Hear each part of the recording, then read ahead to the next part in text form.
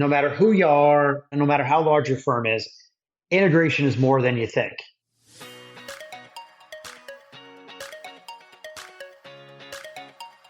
Welcome to the Insurance Refocused podcast, where we're highlighting real agent stories and how they are innovating to respond to the changes and challenges happening in the independent insurance industry.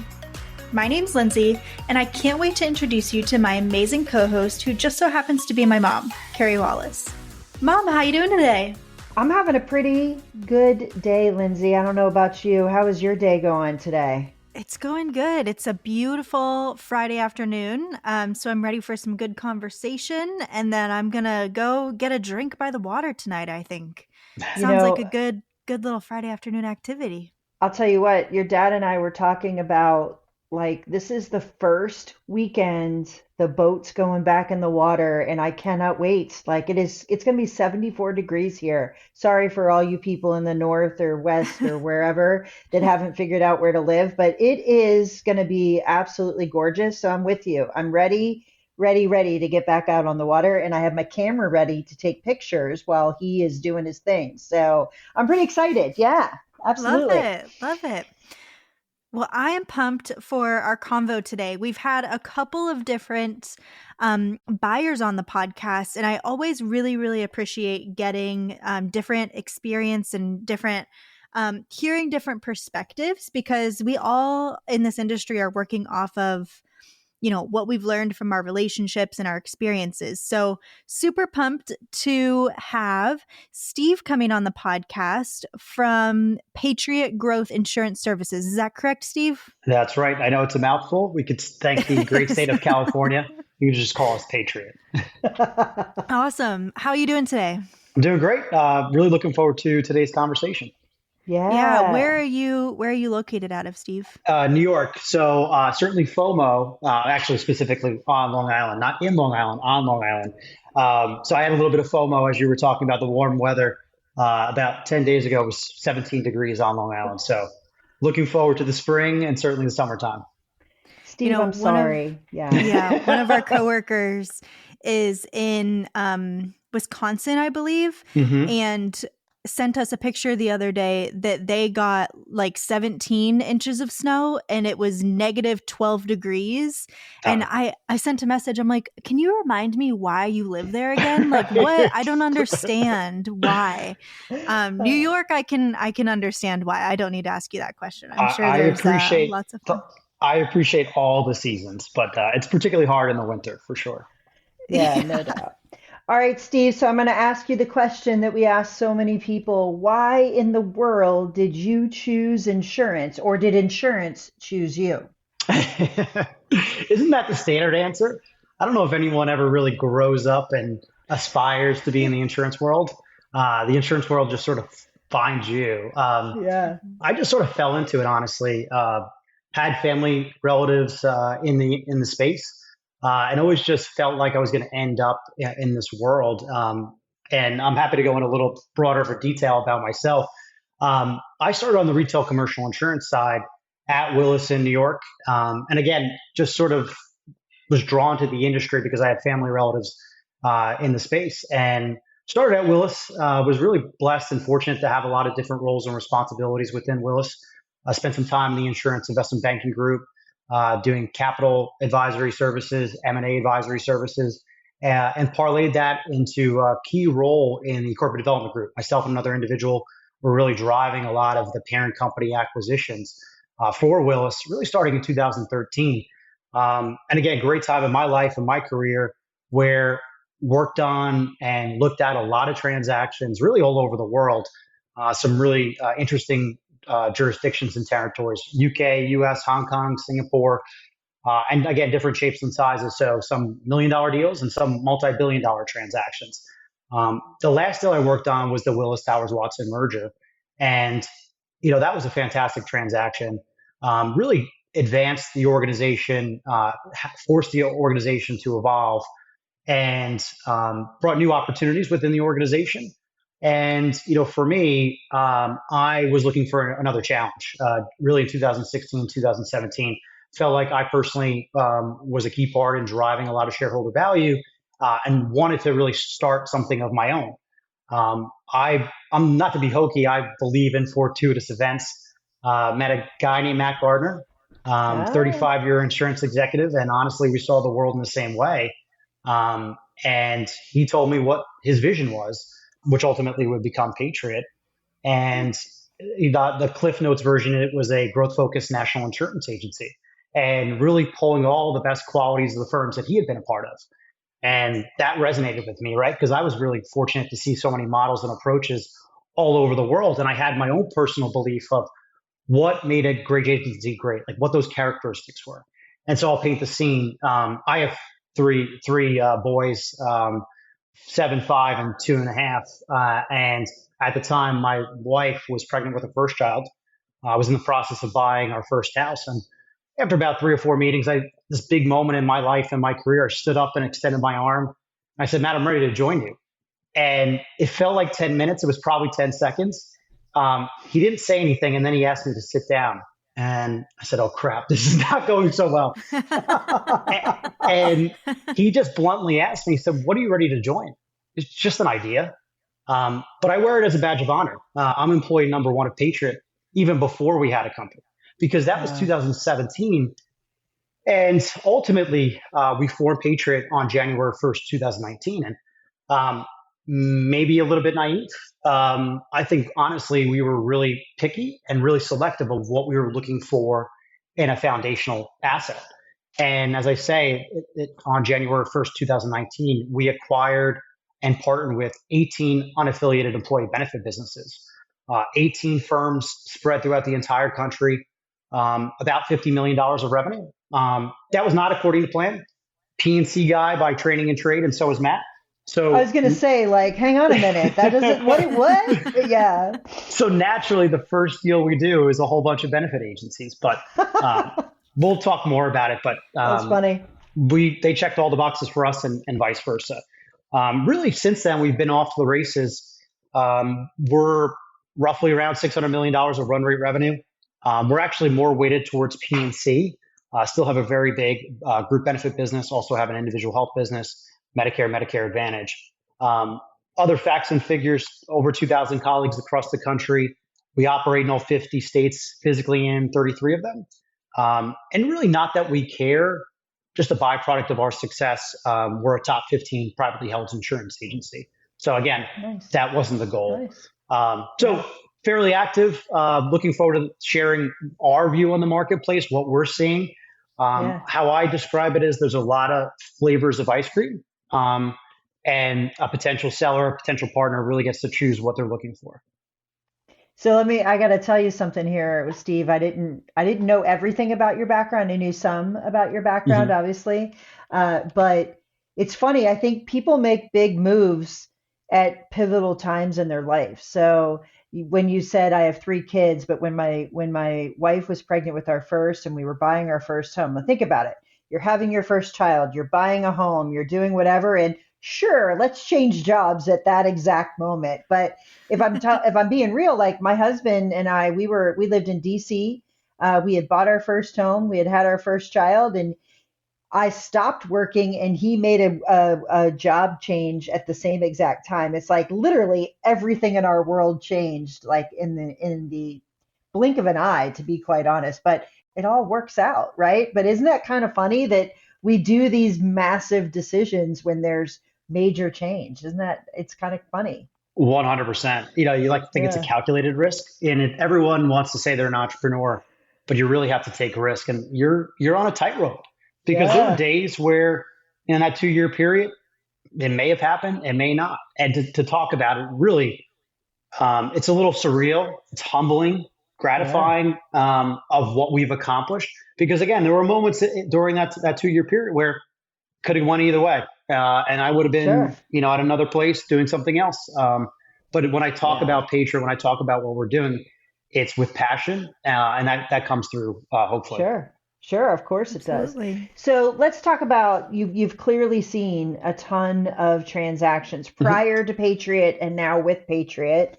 And I think there's a lot of noise in the industry about what's happening with multiples, what's happening with interest rates rising. Is this the high? Will this whatever? Like there's a lot of conversations. And that's for a lot of reasons. There's so many people that are at a point where they think that maybe now is the time they should be thinking about an exit due to demographics, due to lots of reasons.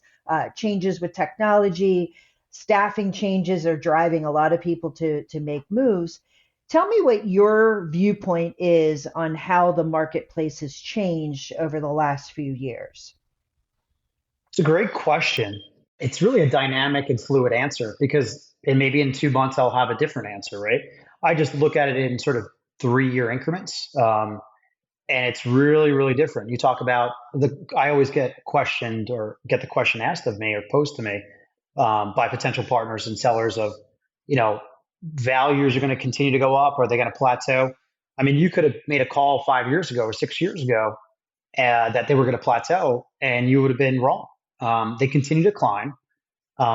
There's a moment in time, particularly right now, where I'd say they've stabilized and they're sort of level. There's different drivers of that.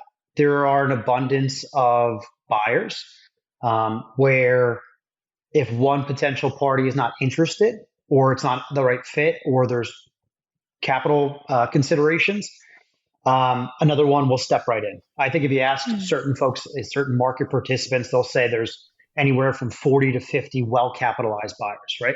And there's, a handful of other investment banks, advisors, brokers that want to run a competitive process, create a confidential information memorandum, make calls, and invite 10 plus parties. So if you think about that type of process, they may introduce 10 different parties, and maybe 8 of them are not interested because of a variety of different reasons. There's still 2 parties, and there's still a competitive dynamic. So that's been the driving force of just competition and an abundance of assets that have really driven the pricing. I think why it's sort of level in terms of the high end marketplace is really the interest rate environment, right? You look at platform assets like Patriot and even firms much larger. There haven't been as many PE to PE transactions. There's an increase in private equity backed vehicles selling to strategic. So that sort of has leveled some of the playing field or the valuation dynamics and all that in terms of arbitrage, what folks can pay for a tuck-in relative to what the platform is valued at, certainly have an impact. And I think the one thing I would highlight as well, maybe at the high end, the prices are not pushing higher and higher, but there's been a compression in terms of the spread of either a high quality firm or a sizable firm relative to a mid-sized firm. And again, I think it's that competition of buyers that's really pushing that. And I'm sure, Carey, you've seen that as well. Oh, for sure. Yeah, absolutely. That answer your question? Yeah, for sure. Steve, so that's like overview of the market, right? But for an agency owner who might be listening to this, what do you think are some things that you see of agencies who come to you and you're like, amazing, you've done everything that you needed to do. You are amazingly prepared in order to sell. Let's hit the gas and go. Like, this is going to be a smooth process. What are some characteristics of those agencies that are just, yes, this is going to be smooth sailing? I think it's 2 things. I think it's an honest assessment of what you are as a business, what you are and what you're not. And then secondly, listing out the qualities of what you're looking for in a partner. Are you waving the white flag and then this is a retirement solution and this is a perpetuation strategy? Or do you have, God willing, 10, 15, 20 years left and you want to be afforded and you want your staff to be afforded professional opportunities? Or do you need tools and resources? So I think it's really those 2 things. When we meet with a potential partner, they know what they are and what they're not, what their shortcomings are. And that allows us to figure out, at least Patriot, can we fill that void? Are we setting them up for success? And then, all the things they're looking for, does it fit our objectives of what we're looking for in a partner? Like what I would say is, and maybe others would say this too, like we're targeting a segment of the marketplace that isn't for sale, right?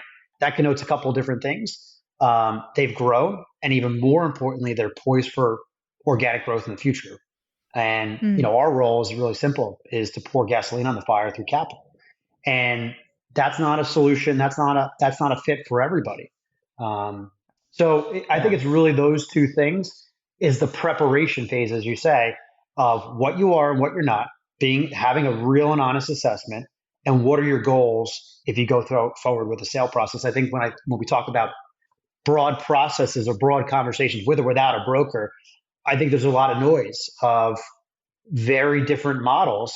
And when you start thinking about economics and structure, that gets confusing, and it's hard not to focus on what the highest offer is. And maybe that's not the best long-term offer and opportunity for you and your staff and your firm.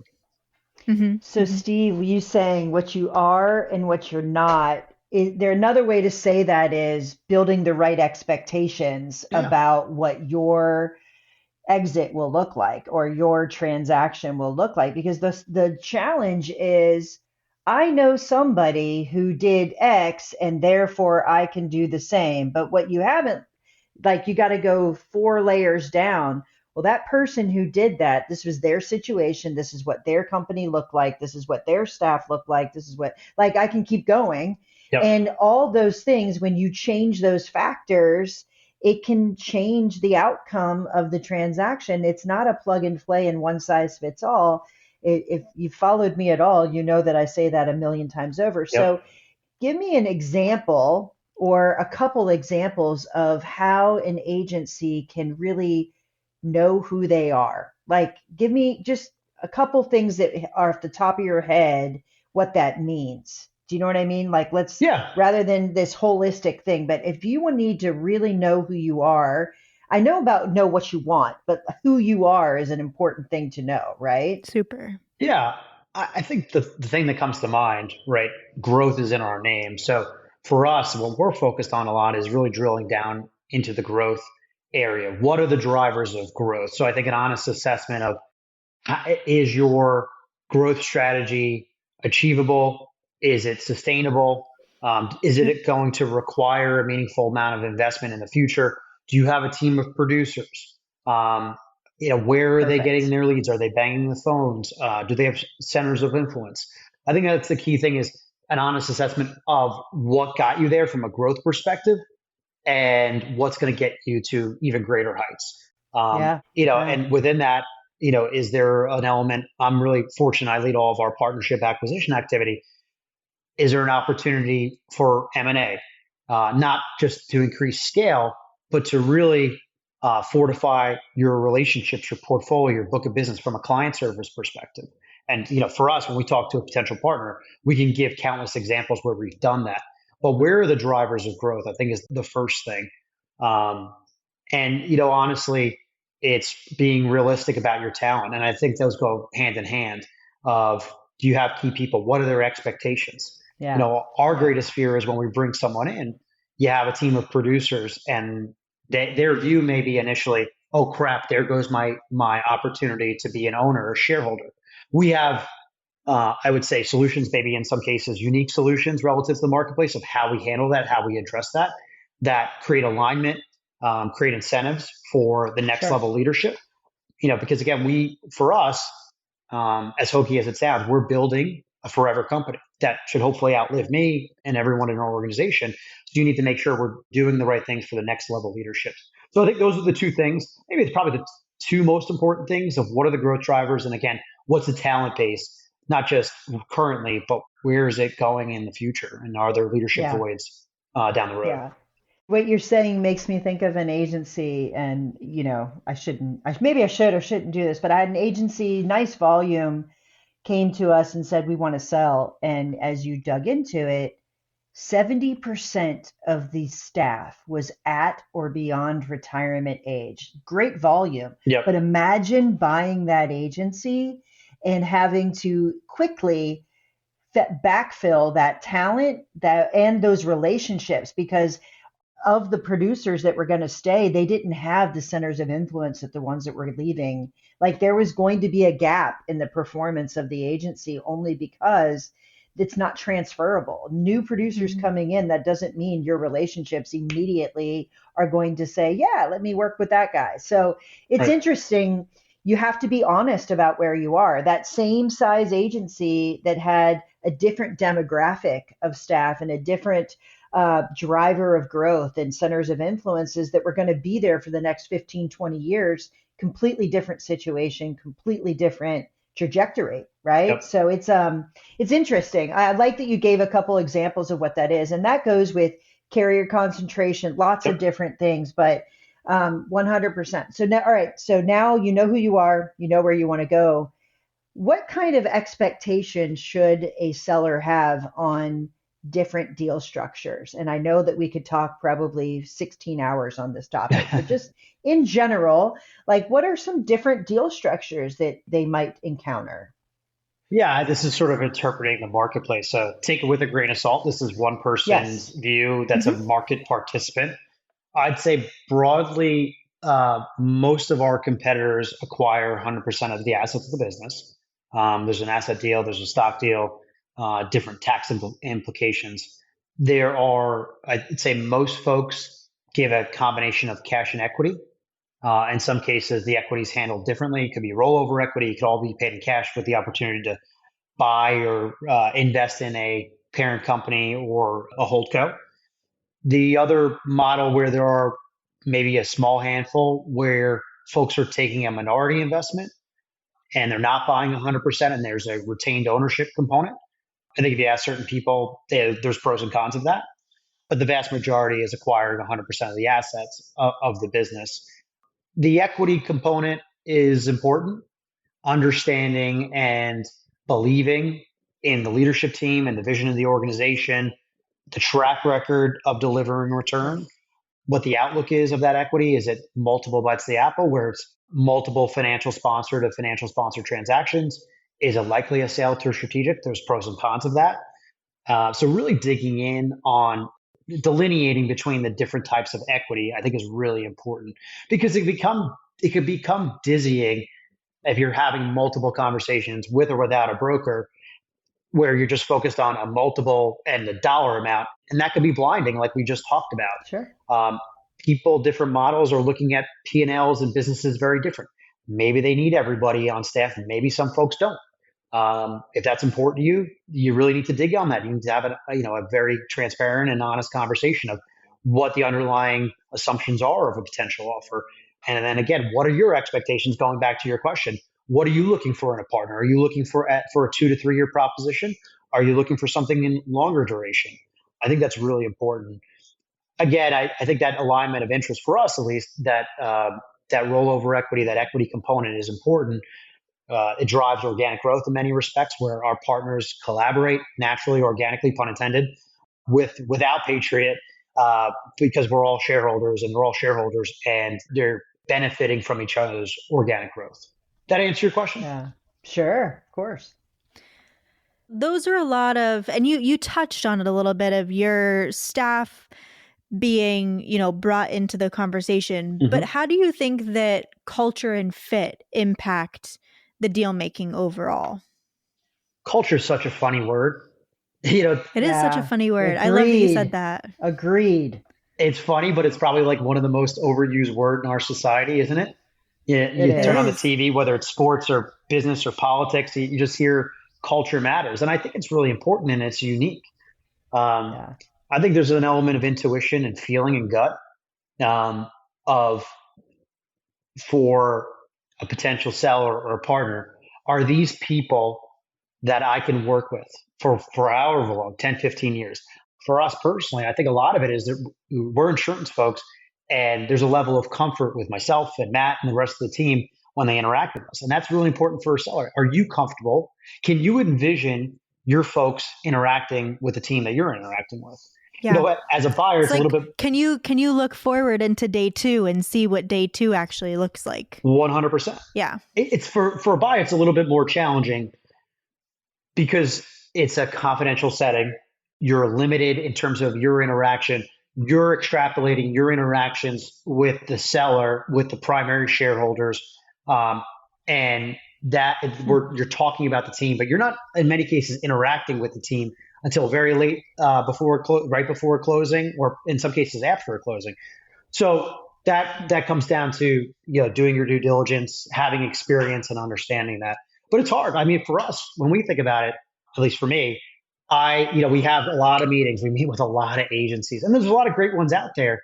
And after a meeting, myself and Matt will have a conversation. We'll have a conversation of it if it's a fit. And the quick test is, can we envision ourselves taking a 2-hour car ride with this person, or are we taking separate cars? When we have a partner meeting, are we embarrassed that they're there, or are they embarrassing themselves? And those are very crude and rudimentary, quote unquote, tests.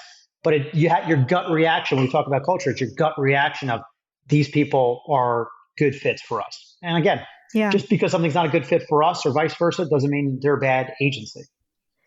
I love that you take the, would I have a beer with this person test all the way to would I take a 2-hour car ride with this person? That's taking it to another level for sure. I don't know. It is telling. I worked in a place where I used to have to take really long car rides with some of the people that I worked with. And honestly, it would be hard to know the answer to that question if you've not met the whole team. I've never thought about it from the buyer's side, because you're only getting to meet maybe the owner or a couple partners, and then you're deciding that you're going to have a long-term relationship with that entire staff. I thought about it from the seller's perspective, like, hey, who am I engaging with? And are these the same people that I'm going to be engaging with in day 2, 3, 4, 5, 6? But it's really interesting. It's almost like an interview. I mean, if you think about it, that interviewee doesn't actually get to talk to everybody in the company. They only get to talk to the people that sat in that conference room with them. And sometimes it changes pretty significantly from who they are to who the rest of the people are, right? Yeah. It's sort of like, to take your analogy, it's like an interview, but like if you hire the wrong person, you can make a change. It's sort of like speed dating, and then the next step is you get married, right? It like that. There's a tough next step. It's a lifelong marriage. And so that's why, you have to sort of follow not just your heart, you have to follow your mind as well, thinking through it. Yeah. Yeah. Well, I think a lot of people talk about this, and they think about, I got to get through the process of selling. And once we sign on the dotted line and we figure this out, that's where it ends. But the reality is that's where the work begins, because depending on who you sell to, day 2 could involve nothing. You just operate the way you have. It could involve great integration and everything in between. So give us an idea because you have the different perspective of being from the buyer side. What does day 2 process look like? And what should someone who's never been through this process before, they've never sold their business, you only get to do it once. What does how do you prepare for what day 2 looks like? Like, what are some of the things you should expect to have happen then? Yeah. The answer to everything is it depends, right? It depends on who the buyer is and who is taking this information. Are we talking, it could be the owner who I'm having a conversation with, but if you're talking about sort of rank and file, it's a different answer, right? I think broadly, no matter who you are, no matter how large your firm is, integration is more than you think, right? You think about the process, the emotions of it. Wrestling is now the right time. Then wrestling with, what am I looking for? Are these the right folks? Is this the right platform? Maybe you're having multiple conversations. And then due diligence. Some are more efficient than others going through that, but it's still a protracted process. It could be 60 days, it could be 90 days, it could be longer than that, depending on how quickly everyone's moving, how engaged, and the quality of information. And then you have this sigh of relief of, wires clear, documents are signed, I'm done. And you're right, there is more work to be done. So I think there's this element of, you take a deep breath and you think it's over, and it's not. But naturally, integration does take longer because there's benefit transitions, there's 401k transitions, payroll transitions. And again, those things vary in terms of timing and intrusiveness depending on who you partner with. But it's definitely more than you would expect. And I would say that broadly, irrespective of different models, whether it's a consolidator or maybe a more autonomous model, it's just mentally preparing that we're in it for another 60 days or however long. I think, I always get the question, like, what do you expect from us day 1? And besides sort of the tactical stuff of like integration, like my ask is, we just ask you to be open-minded, qualitatively speaking. Like, we want you to endear yourself to the rest of your partners. We want you to be open-minded. You're a successful business, or whatever, irrespective of size or specialty or focus area. We want you to share what you're doing well. And we want you to listen to some of the other models out there, because that may benefit you in the long run as well. Some of the operations folks, it may be a little bit more burdensome for them in terms of tasks. Ultimately, that will sort of come down and it won't be as much. And the rank and file is Mhm. probably going to be a little bit less. And the shareholders may be focused on different things. So you're right. It's a good point.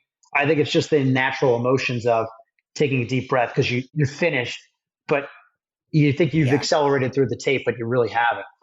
Yeah, no doubt. So I think it's kind of funny.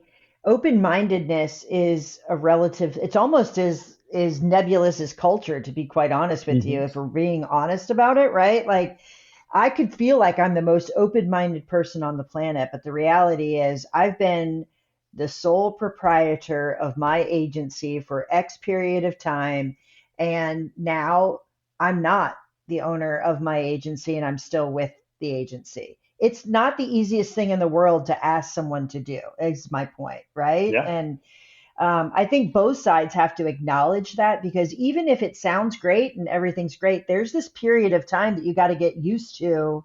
Holy cow. Like, oh my goodness, the way it's been isn't the way it's going to be. And how do I get from A to B just because I signed a paper? Like it's a hard transition. Would you agree? I would definitely agree. And that's why, again, there's so Yeah. many different buyers. Just Yeah. because someone isn't the right fit from a culture perspective, whatever, however you want to describe it, doesn't mean they're a bad business. It's just the mindset, the approach doesn't fit potentially for us, right? Yeah. Yeah. Yeah. Again, I going think the back, question, go just ahead. Yeah. being honest, what you are and what you're not and what you're looking for. I think Yep. are fun, Yeah. like foundational questions that need to be addressed and answered early. Someone that we talked to about this before said, you got to know what your deal breakers are. And that's part of knowing who you are. Like if you're super clear on what your deal breakers are, then it makes some of this easier. But if you go into it and say, I'm just looking for what somebody else had and whatever they Hmm. shared about their deal, because the reality is not all the ins and outs of a deal are ever shared. And if you talk to someone that's 5 years past a deal, they don't really remember the tricky part of their transition. They're now 5 years past it. It's like a distant memory. It's almost like, when you're going through the birth of a child, you don't remember any of that stuff. All you remember is you have this beautiful child at the Right. end. You know what I mean? Like no one Yeah. describes that stuff. So my point is knowing who you are, the first part that you said, and what you want out of it, you can use that as your litmus test the whole time and hopefully find the right fit for you. But there's a lot of choices out there. There just are, and finding the right fit on both sides is incredibly important, I think right? you said it well about deal breakers, right? Because it's determining that early is important. It gets really difficult when you have numbers and you're staring Yeah, at multiples and that numbers you probably never ever thought were possible, right? yeah, And then as a buyer, I can count on my hand the amount of times that's happened. You can't fall victim to the fat file syndrome. You did a lot of work. It took a long time to get to the relationship. If you uncover something from a diligence perspective, whether it's structurally, business practices, whatever it is, the deal may make sense economically, structurally, strategically, but ultimately, if it's going to compromise your core values and your culture, you have to be able to walk away. And I'm proud to say it hasn't happened often, but there's been a handful of times where we had to be honest with ourselves. We have to really stick to what we believe in. And again, you can't fall victim to the fat file syndrome. And again, what is our deal breaker? What are our deal yeah. I love it. I'm going to use that. I'm taking your term, the fat file breakers? syndrome. I don't know that. Trademark. Yeah, I'm totally doing it. Absolutely, no doubt. Okay, so tell me what advice you would give to someone if someone's listening to this and they're like, it might be my time. I might need to contemplate wherever they are in the life cycle of their agency. It's now time for me to think about this. What advice would you give to them? If you were sitting at a bar, had no idea, you were just like, hey, here's the advice I give to you if you're thinking about contemplating the choices that you have, what would you tell them to do? Yeah, I think that like the headline is do your homework, be a market observer, know what models are out there.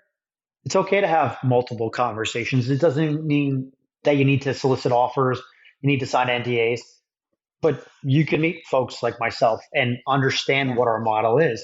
I think when you're again, writing down what you're looking for, writing down when you're ready of what the ideal partnership is. Because that's a question. When I meet with someone and they're at the table and they're looking for a partner, that's one of my basic questions is, what's the ideal partnership for you? And I want to see, that's not just some BS question. I want to see if what they're looking for checks all the boxes of what we are. Because again, if it's not, the expectation is going to be completely off. So again, the numbers may work. Maybe like from a business perspective, it fits, but if the expectations are off and we don't fit in a model perspective, then we're not going to move forward. So I think doing your homework over an extended period of time, I think is really, really helpful, and making sure you do your homework on yourself. Yeah. It's kind of like what Matt did to you, right? He's like, hey, what do you think you're joining? Yeah. Like, if you're not clear on that and you think you're joining one thing and it's not what it is, then we need to, but the only way to do that is to know what you want and know what's out there, right? Yep. So, well, I appreciate it. Steve, thank you for coming on and sharing your perspective. It's incredibly helpful. If agents want to learn more, they're like, hey, man, that guy was super smart. I want to tap into his brain. How would someone get a hold of you? Sure. I think easiest way is email, SCARROLL @patriotgis.com. I always prefer, instead of exchanging emails, just to jump on the phone, hear about your agency. We're in it for the long haul, right? We're not going anywhere. So I'm looking to build a relationship if someone reaches out, and again, be a resource to educate them of what I'm seeing, not just this podcast, but just to share what I'm hearing and what I'm seeing. Because there's sometimes I have a conversation and I'll give the advice, you're not ready, and take it with a grain of salt. But I don't think you should sell right now, or you should be looking for a partner. You should reinvest in here, or you should hire here. That's one person's advice, but if we have a relationship, they'll take it. So sending me an email and setting up a call, I'd love to do that. I just appreciate the opportunity. Obviously, I don't want to pitch Patriot, but if you're interested in learning more, I'm always happy to have a conversation.